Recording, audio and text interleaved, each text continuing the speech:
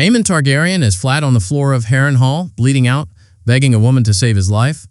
The question after episode 2 is simple. Will Alys Rivers let him die? No, she won't.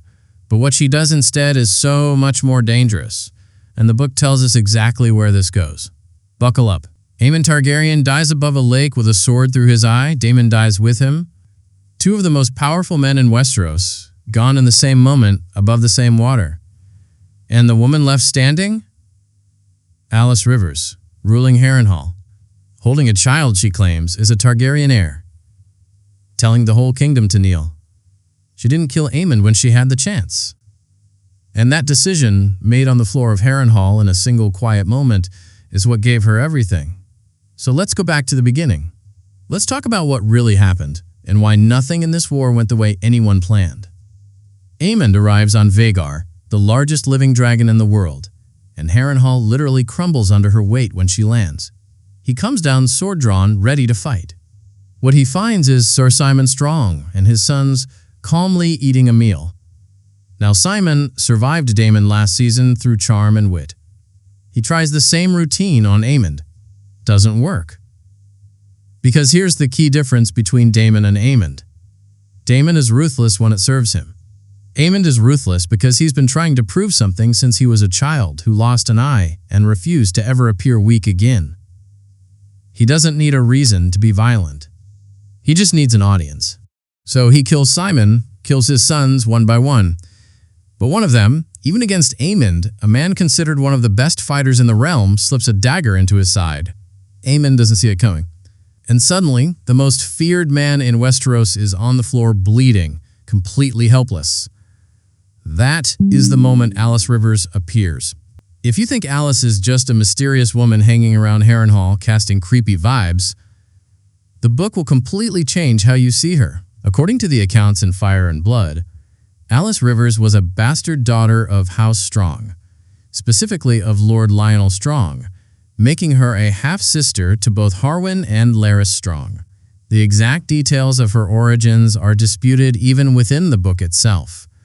Grand Maester Munkin says she was a serving wench with an interest in potions. Septon Eustace believes she was a woods witch. Mushroom, the court fool and one of the book's unreliable narrators, claims she was far older than she appeared and had served as a wet nurse to Lionel's sons, possibly bathing in maiden's blood to remain youthful.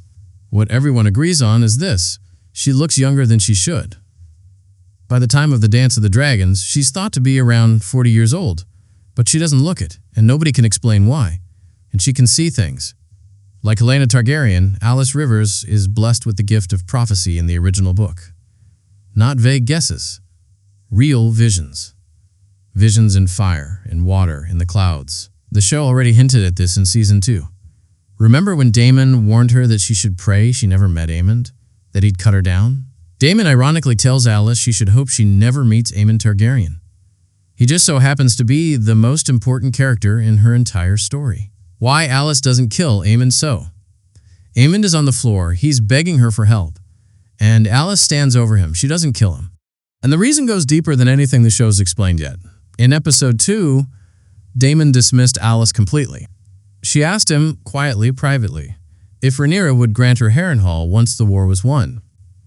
A castle that's been passed from man to man for centuries, cursed, ruined, that nobody actually wants. Daemon called her a midwife. Didn't even bother to bring it to the queen. Just said no and flew away. That moment is the wound.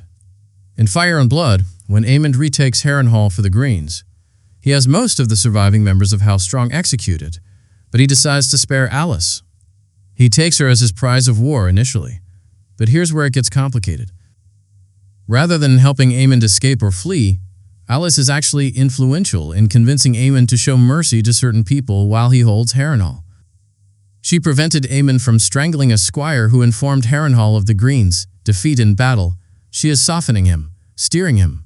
A man who murdered Simon Strong without blinking, she's calming him down, and Aemond starts listening to her. Aemond begins to genuinely love her, hanging on her every prophetic word. The relationship between them is strange and intense, and in the book it goes fully romantic. In the book, Alys is roughly twice Aemond's age, around 40 to his 20. But none of that matters to him. He is completely taken by her. So why didn't she let him die on that floor? Because Daemon gave her nothing. With Aemond, she finally has something: influence, protection, and access to a Targaryen who actually listens to her. The prophecy angle. Here's what makes this even more layered. Alys isn't making emotional decisions. She's a woman who can see the future. And that changes everything. Think about it from her perspective. She watched Daemon leave. She already knew Aemond was coming. She may have already seen what was going to happen between them. She may have been waiting.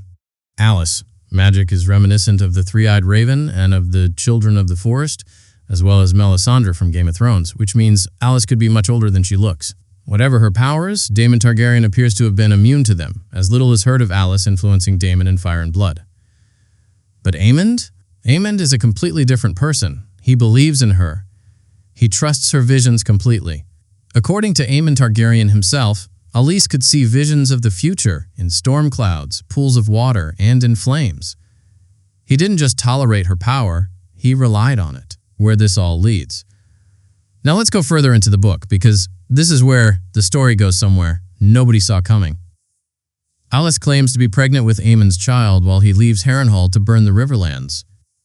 Aemond even brings a pregnant Alys with him when he goes to face Daemon at the battle above the God's Eye. That battle, Aemond and Daemon on Dragonback above the God's Eye Lake, ends with both men dead. Daemon leapt from his dragon onto Vhagar, tore off Aemond's helm, and drove the Valyrian steel sword Dark Sister through his nephew's blind eye. Both dragons crashed into the lake. Neither man survived. The pregnant Alys watched the entire battle from the top of Kingspire Tower at Harrenhal. Aemond kissed her one last time before mounting Vhagar, and then he was gone. But Alys!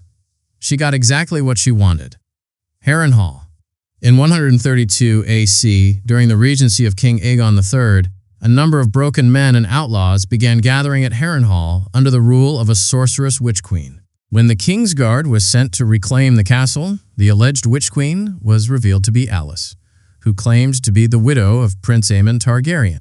She presented a young boy, claiming him to be their true-born son and the rightful king of Westeros. If Alys' son really is Aemond's and they were married in secret before his death, then this child would have a strong claim to the Iron Throne, and nobody could prove she was lying. The unanswered question. Here's the thing that has haunted readers of Fire and Blood since 2018. George R.R. Martin's book was published in 2018, and the truth about whether Alys' son is actually Aemond's child still has not been definitively answered. The book is written as a historical record with multiple unreliable narrators, and every narrator has a reason to lie or exaggerate. So we don't know if the child is real. We don't know if the marriage was real. We don't even know for certain how old Alys actually is. What we do know is this. When the Kingsguard arrived at Harrenhal, and one man laughed at Alys, claims the man choked to death, with witnesses claiming they saw the imprint of a woman's fingers around his throat. No one touched him. He simply died. Whether that was magic or coincidence, Westeros was too frightened to push further. The regents concluded they would need a much larger force to recapture Harrenhal, but those plans were interrupted by a winter fever in 133 AC. Alys Rivers kept Harrenhal. She ruled it. And the child she claimed was a Targaryen king's heir lived in that cursed castle with her. So to go back to the original question, will Alys kill Aemond? No, the book is clear. She saves him, gets close to him, and then watches him die in a duel she may have seen coming all along.